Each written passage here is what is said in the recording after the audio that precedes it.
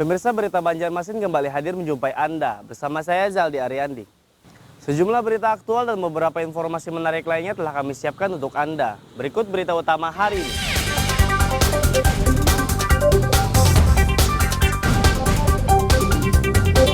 Diduga korupsi dana perjalanan dinas, DPRD Kabupaten Banjar didemo massa.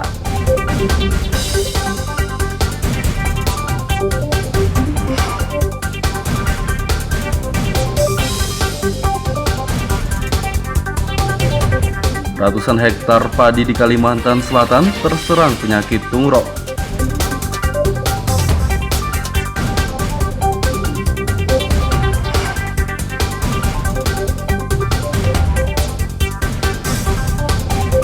Lulus sekolah puluhan siswa SMA sungkem dan mandi kembang 7 rupa.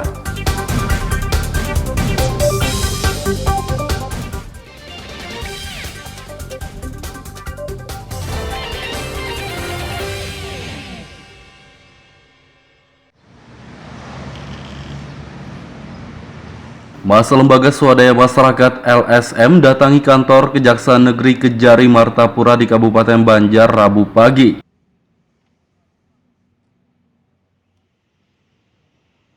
Mereka mendesak Kejari mengungkap kasus dugaan korupsi anggota DPRD Banjar. Menurut mereka, legislator merugikan uang negara dengan markup dana perjalanan dinas. Kajari Muhammad Bardan mengatakan, pihaknya masih menangani kasus ini. Terkait laporan dugaan dengan dinas 2021.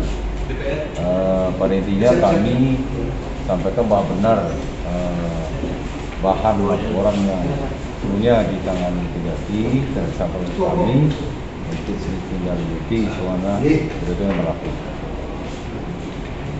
Kapan nih Pak dimulai proses, mungkin ada pemanggilan nanti Pak?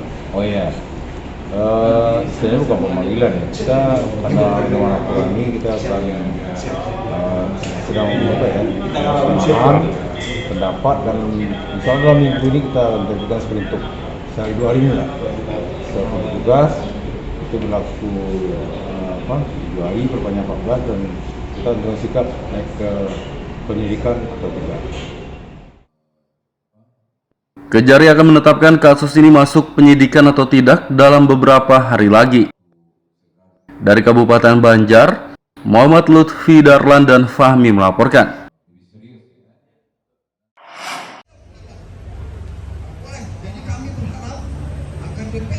Setelah mendesak Kejari Martapura, massa LSM datang ke gedung DPRD Banjar untuk menggelar demonstrasi Rabu pagi.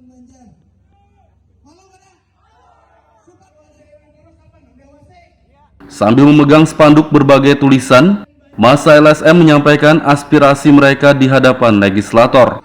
Mereka menyebut korupsi anggota DPRD Banjar melalui markup dana perjalanan dinas sudah 2 kali terjadi, yakni pada tahun 2009 dan 2014 lalu.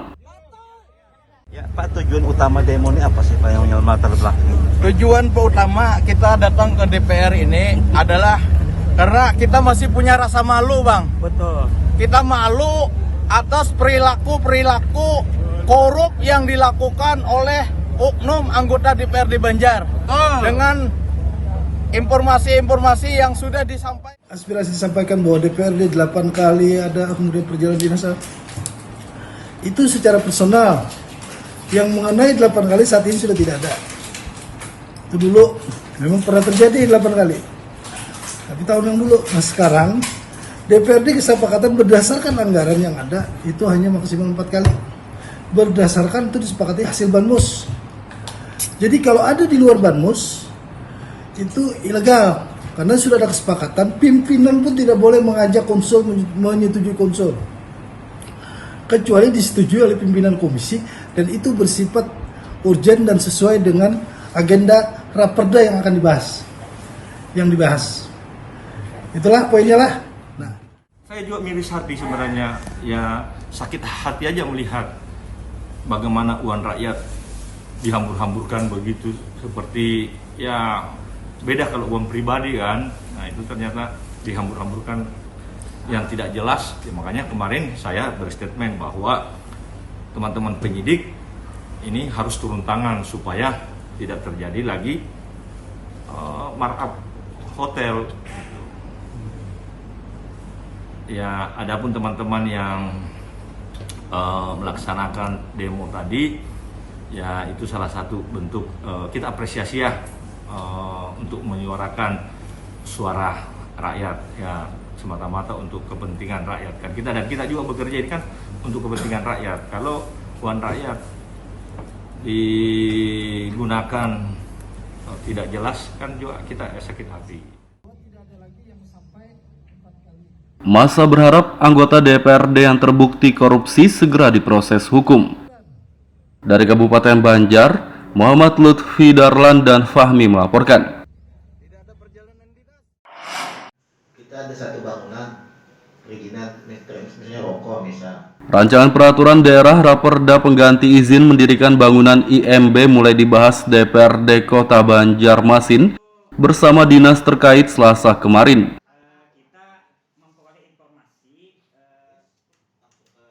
IMB akan diganti Raperda Persetujuan Bangunan Gedung atau PBG.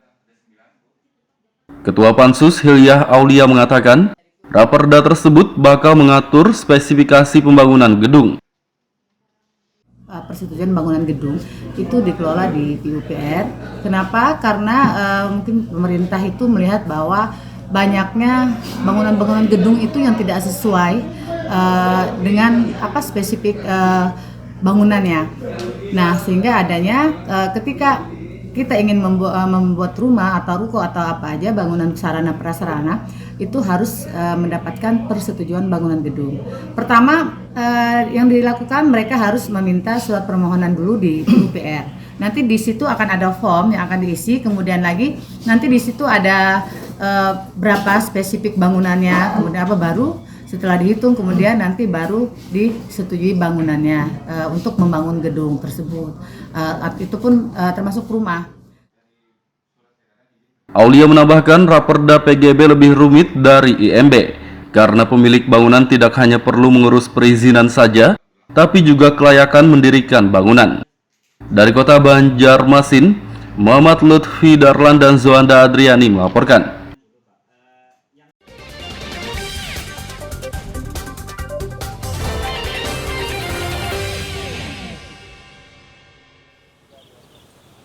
Pemirsa masih bersama kami dalam Berita Banjarmasin. Bagi Anda yang baru bergabung, berikut Berita Banjarmasin utama hari ini.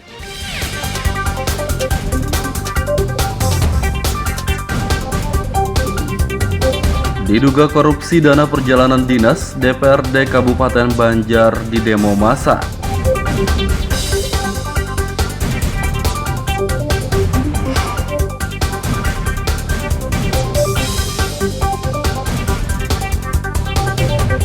Ratusan hektar padi di Kalimantan Selatan terserang penyakit tungro.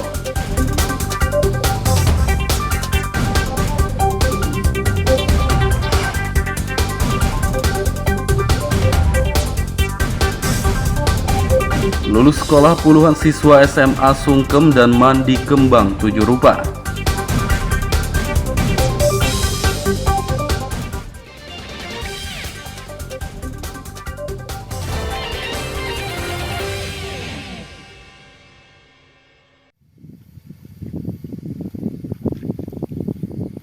Ratusan hektar padi di Kalimantan Selatan terancam gagal panen akibat terserang penyakit tungro.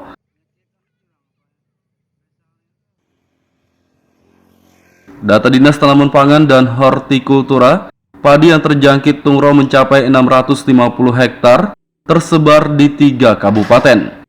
Kabupaten Batola 400 hektar, Kabupaten Banjar 150 hektar, dan Kabupaten Tanah Laut 100 hektar.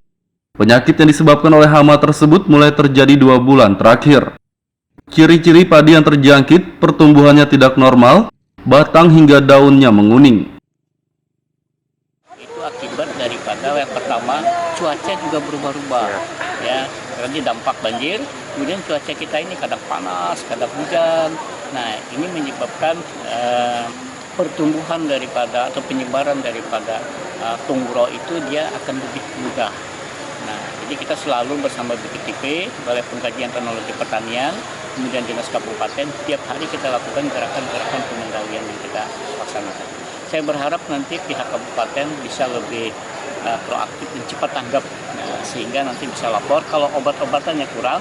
Pak Menteri Pertanian dan Pak Gubernur sudah menyarankan, sudah mengarahkan bahwa jangan sampai stok obat-obatan tersebut berkurang atau langka. Nah, sehingga kita selalu meminta kepada Kementerian Pertanian, khususnya ini tidak hanya Tunguro ini di Kalimantan Selatan, tapi khusus Pulau Kalimantan, nah, Kalsel, Kalteng, Kaltim, Kalbar, Kaltara itu Tunguronya kita masih dalam tahap yang minim. Dinas TPH Kalsel dan Balai Pengkajian Teknologi Pertanian akan membantu petani menekan penyebaran tungro. Dari Kota Banjarbaru, Muhammad Lutfi Darlan dan Aryadi Sukma melaporkan.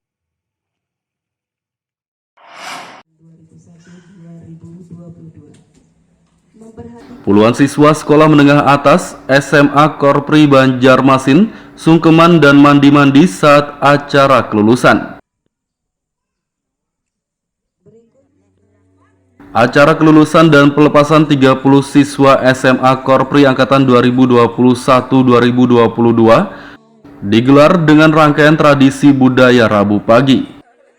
Para siswa sungkem kepada orang tua mereka dilanjutkan mandi-mandi dengan air kembang 7 rupa. Gimana perasaannya, Rik, setelah mendapatkan kelulusan dan lulus? Syukur. Nyangka nggak dapat nilai? Biasanya kedua. 78,73 peringkat kelima. Pertama ya biasanya. Rencananya setelah lulusnya apa lagi akan yang dilakukan? Kuliah. Rencananya mau kuliah di mana? Bisa. Bisa. Kemarin belajarnya terganggu nggak karena nggak PTM kan? Muhammad Andri, program IPS dengan nilai rata-rata. Tahun ini alhamdulillah SMA Korpri telah melepas 30 siswa, yaitu 12 siswa kelas IPA, kemudian 18 siswa kelas IPS. Makna mandi-mandi ini apa Pak? Upacara tradisi? Makna mandi-mandi yang pertama adalah dalam rangka melestarikan budaya Banjar, budaya Kalimantan Selatan.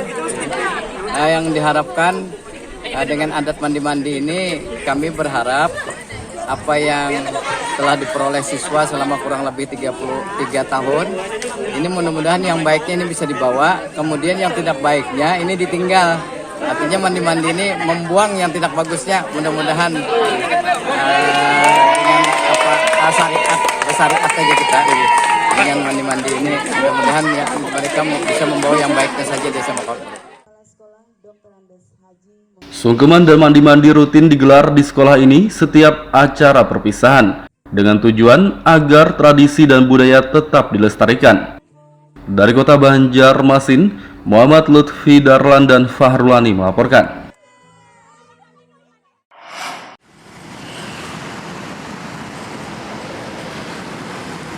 Pemberlakuan pembatasan kegiatan masyarakat PPKM level 3 di Kota Banjarmasin kembali diperpanjang.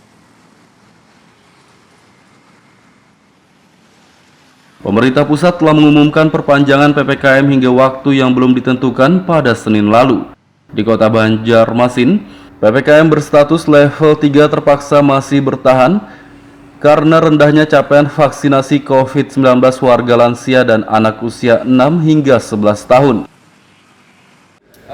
Yang jadi kendala kan memang vaksinasi lansia, ya kan, sama anak. Memang dari target kita masih di bawah 70%, kita 58%, tapi data real sebenarnya kita sudah mencapai 78%. Nah itu memang kita sudah sampaikan kemarin di rapat Forkom 3, dan itu menjadi tantangan kita sendiri untuk menyelesaikan, karena memang terkait dengan populasi, ya, populasi masyarakat. Dan lansia kenapa memang belum bisa maksimal, karena memang ada komorbid, ya. Komorbid itu tidak mungkin kita lakukan vaksin, ya, akan berdampak terkait dengan diri yang bersangkutan. Jadi disitulah kendalanya kita. Data Dinas Kesehatan, vaksinasi lansia baru mencapai 58%, dan anak usia 6 hingga 11 tahun 38%. Dari Kota Banjarmasin, Muhammad Lutfi Darlan dan Hudael melaporkan.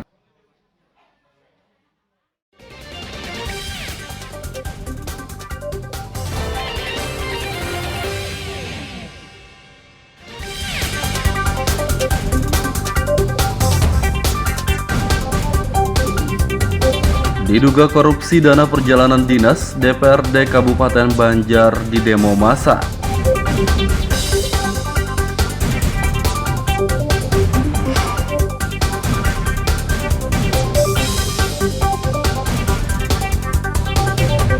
Ratusan hektar padi di Kalimantan Selatan terserang penyakit tungrok.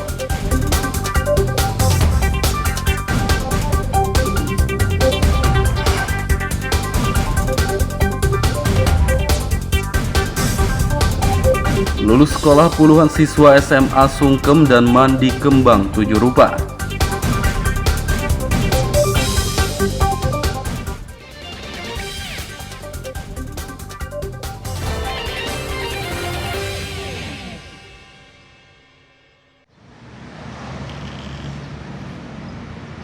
Masa Lembaga Swadaya Masyarakat LSM datangi kantor Kejaksaan Negeri Kejari Martapura di Kabupaten Banjar Rabu pagi.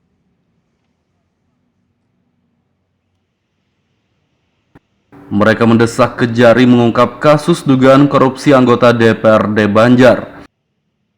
Menurut mereka, legislator merugikan uang negara dengan markup dana perjalanan dinas. Kajari Muhammad Bardan mengatakan pihaknya masih menangani kasus ini. Terkait laporan dugaan ya dengan dinas 2021. Pada intinya kami sampaikan bahwa benar bahan laporan yang sebelumnya ditangani Kejati dan disampaikan kami untuk sedikit menindaklanjuti selama berada melakukan. Kapan nih Pak dimulai proses, mungkin ada pemanggilan nanti Pak? Oh iya, sebenarnya bukan pemanggilan ya, kita karena dengan laporan ini kita sedang mengumpulkan pendapat dan insya Allah dalam minggu ini kita lakukan sebentuk sehari 2 hari ini lah. Setelah tugas itu berlaku 2 hari perpanjang 14 dan kita dengan sikap naik ke penyidikan atau tidak. Kejari akan menetapkan kasus ini masuk penyidikan atau tidak dalam beberapa hari lagi. Dari Kabupaten Banjar, Muhammad Lutfi Darlan dan Fahmi melaporkan.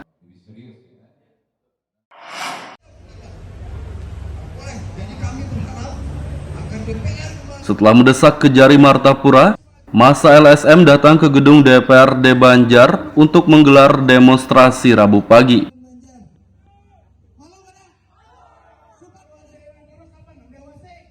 Sambil memegang spanduk berbagai tulisan, massa LSM menyampaikan aspirasi mereka di hadapan legislator. Mereka menyebut korupsi anggota DPRD Banjar melalui markup dana perjalanan dinas sudah 2 kali terjadi, yakni pada tahun 2009 dan 2014 lalu. Ya Pak, tujuan utama demo ini apa sih Pak yang latar belakang? Tujuan utama kita datang ke DPR ini adalah karena kita masih punya rasa malu Bang. Betul. Kita malu atas perilaku korup yang dilakukan oleh oknum anggota DPRD Banjar. Dengan informasi-informasi yang sudah disampaikan. Aspirasi disampaikan bahwa DPRD 8 kali ada kemudian perjalanan dinas. Itu secara personal. Yang mengenai 8 kali saat ini sudah tidak ada. Itu dulu memang pernah terjadi 8 kali. Tapi tahun yang dulu. Nah sekarang DPRD kesepakatan berdasarkan anggaran yang ada itu hanya maksimal 4 kali. Berdasarkan itu disepakati hasil Banmus. Jadi kalau ada di luar Banmus itu ilegal. Karena sudah ada kesepakatan, pimpinan pun tidak boleh mengajak konsul, menyetujui konsul. Kecuali disetujui oleh pimpinan komisi, dan itu bersifat urgen dan sesuai dengan agenda raperda yang akan dibahas. Itulah poinnya lah. Nah. Saya juga miris hati sebenarnya, ya sakit hati aja melihat bagaimana uang rakyat dihambur-hamburkan begitu, seperti ya beda kalau uang pribadi kan. Nah itu ternyata dihambur-hamburkan yang tidak jelas. Ya, makanya kemarin saya berstatement bahwa teman-teman penyidik ini harus turun tangan supaya tidak terjadi lagi markup hotel.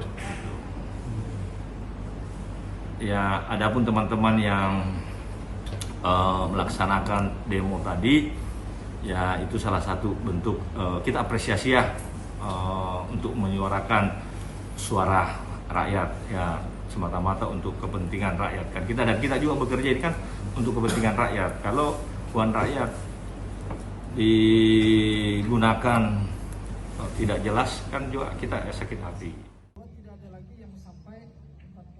Massa berharap anggota DPRD yang terbukti korupsi segera diproses hukum. Dari Kabupaten Banjar, Muhammad Lutfi Darlan dan Fahmi melaporkan. Kita ada satu bangunan perizinan, misalnya rokok misal. Rancangan peraturan daerah Raperda pengganti izin mendirikan bangunan IMB mulai dibahas DPRD Kota Banjarmasin bersama dinas terkait Selasa kemarin.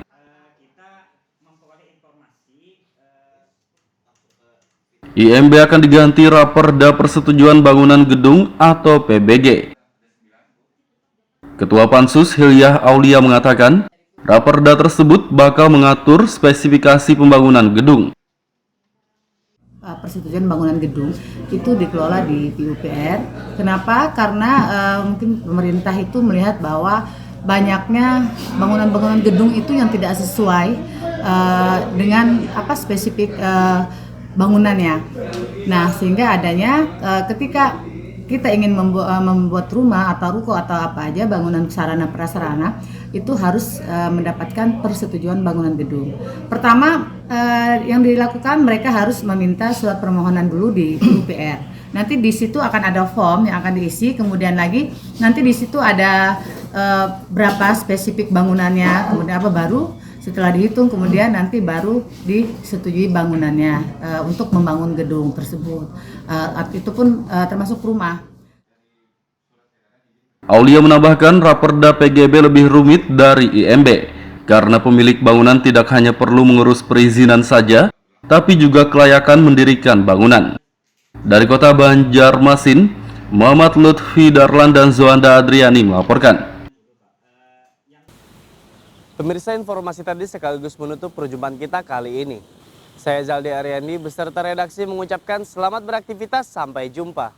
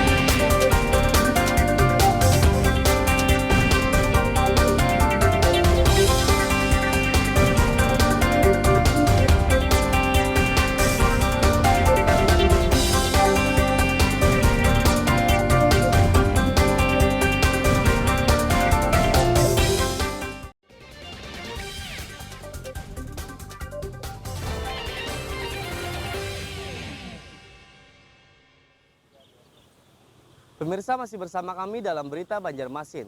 Bagi Anda yang baru bergabung, berikut Berita Banjarmasin utama hari ini.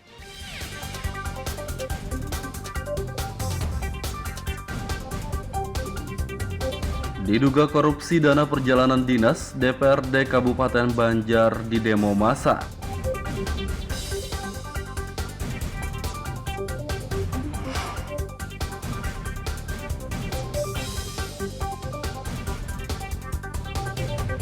Ratusan hektar padi di Kalimantan Selatan terserang penyakit tungrok.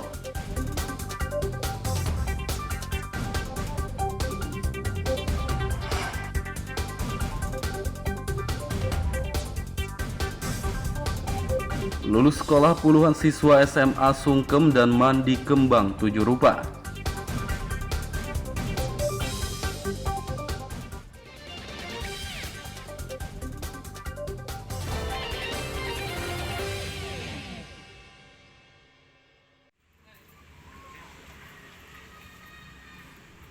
Setelah 2 tahun ditutup akibat pandemi COVID-19, kebun binatang di kawasan Jahri Saleh, Banjarmasin Utara kembali dibuka.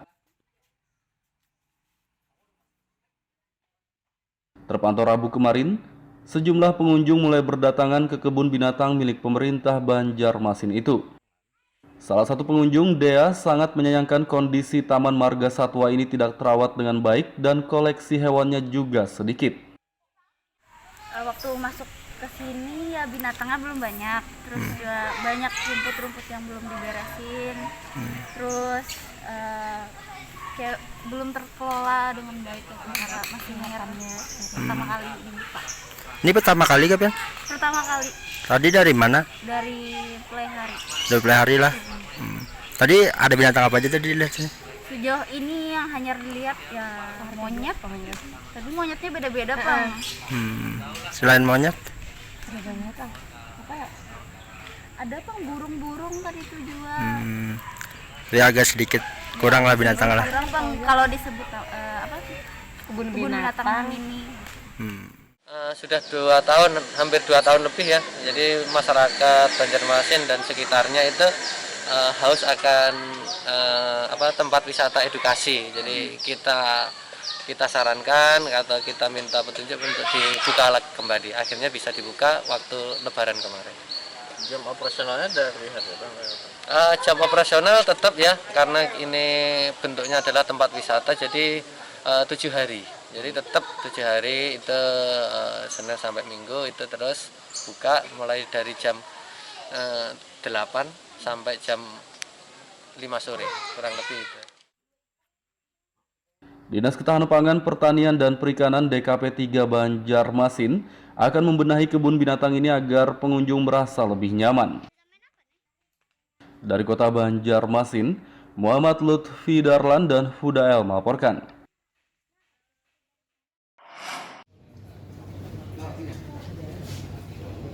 Kodim 1005 Kabupaten Batola menggelar pembukaan program Tentara Manunggal Membangun Desa TMMD ke-113. Pembukaan digelar Rabu kemarin di Aula Selidah Pemkab Batola dengan apel bersama Forkopimda setempat. Program pembangunan desa terisolir ini dimulai pada 11 Mei hingga 9 Juli 2022 di Desa Karangmekar, Kecamatan Mekarsari. Bupati Nurmiliani sangat bersyukur dengan adanya program TMMD karena sangat membantu pemerintah daerah. Menurutnya program ini sangat bermanfaat untuk masyarakat desa terisolir. Pemerintah daerah, tapi kan kalau di backup lagi dengan adanya TMMD kan itu jadi bisa lebih mempercepat pembangunan daerah ya, terutama di sisi infrastruktur ya. Kita memang mengakui infrastruktur kita masih banyak ya kekurangan ya. Jadi alhamdulillah dengan adanya TMMD ini kita bisa bersama-sama membangun desanya. Ya. Sisi positifnya Bu dari kegiatan TMMD yang spesifik daripada kontraktor, timbulnya rasa gotong royong ya, yang sudah mulai luntur di kita ini ya. Jadi dengan adanya TNI Polri turun ya, dan mereka bisa bekerja sama dengan masyarakat terbantui, diperbaiki infrastrukturnya. Gue rasa semangat gotong royongnya kita dapat lah dalam hal kayak gini ya. Banyak sisi positifnya Bu ya. Banyak banget setelah kita 2 tahun vakum. Iya. Yang akan kita laksanakan ada sasaran utama, yaitu melaksanakan perkerasan jalan sebanyak kurang lebih 3 km dengan leveling sebanyak 1,5 km. Jadi secara akumulatif kurang lebih 5 km. Terima kasih kepada Kabupaten Batokuala yang sudah memfasilitasi membiayai kegiatan ini sehingga kita bersinergi untuk kegiatan TMMD ini dengan harapan 30 hari ke depan kegiatan utama sasaran fisik dan kegiatan non fisik bisa dilaksanakan secara optimal, dengan tentunya kami menghimbau kepada seluruh masyarakat di Kabupaten Batokuala untuk bersinergi dalam pelaksanaan ini. Jadi tidak hanya kami yang melaksanakan kegiatan, tapi bergotong royong, bersinergi dengan seluruh stakeholder yang ada bersama-sama dengan masyarakat untuk bisa melaksanakan kegiatan TMMD ini sehingga pelaksanaan TMMD dapat berjalan dengan baik. Dalam tahun anggaran ini ada 6 kodim, khusus yang 113 ini ini sekarang adalah Kodim 1005 dan 1006. Kegiatannya pada bulan tribulan 2. Jadi kegiatan memang ini program daripada pusat Angkatan Darat yang bersinergi dengan pemerintah daerah. Tentunya kami mengucapkan terima kasih kepada Ibu Bupati, kemudian para unsur bidang yang sudah memberikan kesempatan pada Angkatan Darat, khususnya Kodim, untuk bersama-sama membangun masyarakat, ya, khususnya di Batola ini. Jadi apapun yang dibentuknya, kita memang ada kegiatan-kegiatan yang menyentuh pada masyarakat. TMMD ke-111 Desa Karangmekar akan diisi dengan kegiatan pengerasan jalan, pembangunan pos kamling, WC umum, renovasi masjid, dan rumah tidak layak huni. Selain itu juga ada penyuluhan pertanian, Kamtipmas, narkoba, keluarga berencana, rekrutmen TNI, dan bakti sosial. Dari Kabupaten Batola, Muhammad Lutfi Darlan dan Ibrahim melaporkan.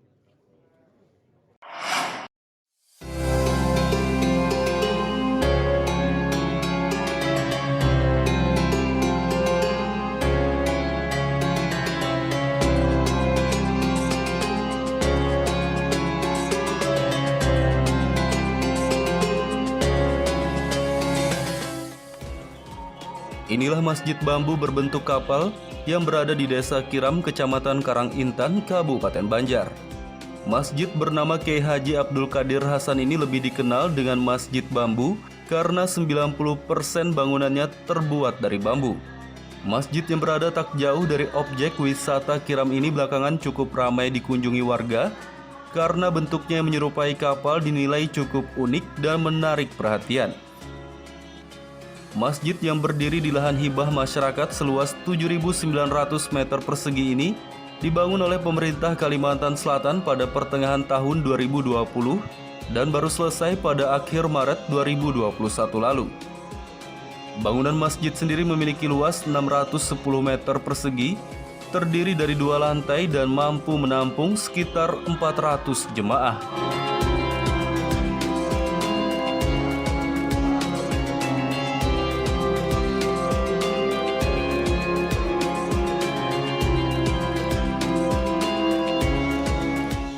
Masjid yang dibangun dengan biaya 11,9 miliar rupiah ini menggunakan bambu jenis apus dan petung yang didatangkan dari Pulau Jawa. Kedua jenis bambu itu bisa bertahan hingga 30 tahun jika dirawat dengan baik. Pengurus Masjid Bambu Haji Asmaniansah mengatakan, masjid ini dibangun berbentuk menyerupai kapal untuk melambangkan kekokohan seperti kokohnya kapal Nabi Nuh. Mengambil sejarah perahunya Nabi Nuh. Mungkin itu saja yang bisa kami jelaskan. Memang bentuknya seperti perahu ya Pak? Iya, sengaja bentuk perahu. Ada berapa lantai Pak Haji? Dan fungsinya apa aja? Masjid ini terdiri dari 2 lantai. Lantai pertama atau lantai dasar itu untuk tempat wudhu dan toilet, dan lantai atas itu untuk ruang masjid.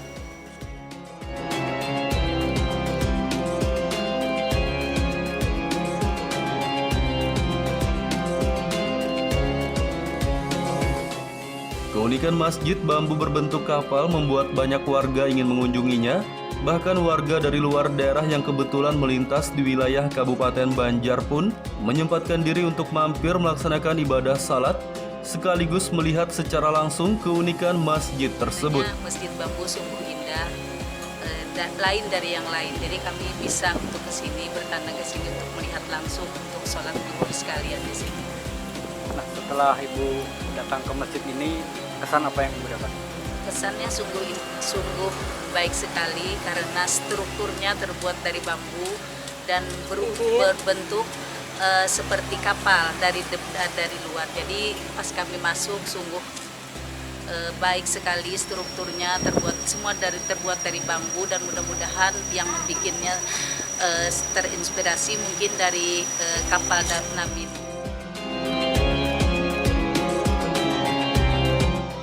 Selain melaksanakan salat, warga yang berkunjung ke Masjid Bambu berbentuk kapal ini juga tak ingin menyanyiakan bentuk estetik dari masjid ini, sehingga foto bersama maupun swafoto seakan wajib bagi mereka.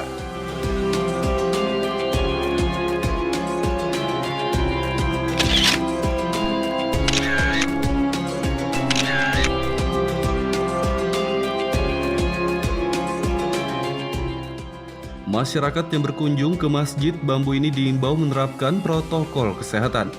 Jangan sampai niat berwisata religi malah berujung tertular penyakit COVID-19.